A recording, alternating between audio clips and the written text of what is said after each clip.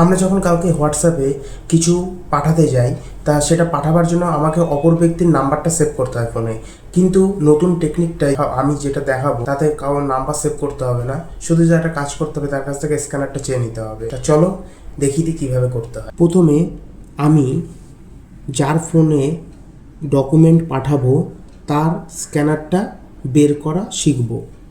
প্রথমে হোয়াটসঅ্যাপে গেলাম, হোয়াটসঅ্যাপে গিয়ে থ্রি ডটে ক্লিক করলাম, সেটিংয়ে গেলাম, স্ক্যানার আইকনটা ক্লিক করলাম, ফলে আমার এখানে একটা বারকোড বেরিয়ে গেল।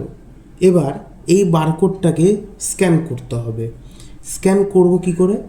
ঠিক একই পদ্ধতিতে আমি আমার নিজের ফোনে ডান দিকে যেখানেই স্ক্যান কোড অপশানটা আছে এইটাতে ক্লিক করব। এইটাতে ক্লিক করলে তাহলে কী হবে, একটা স্ক্যানার বেরিয়ে গেল।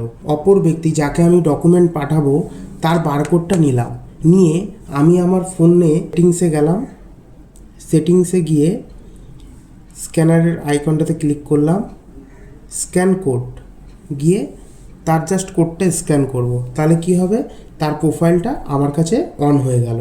এবার আমি খুবই সহজে তাকে ডকুমেন্টগুলো শেয়ার করতে পারবো।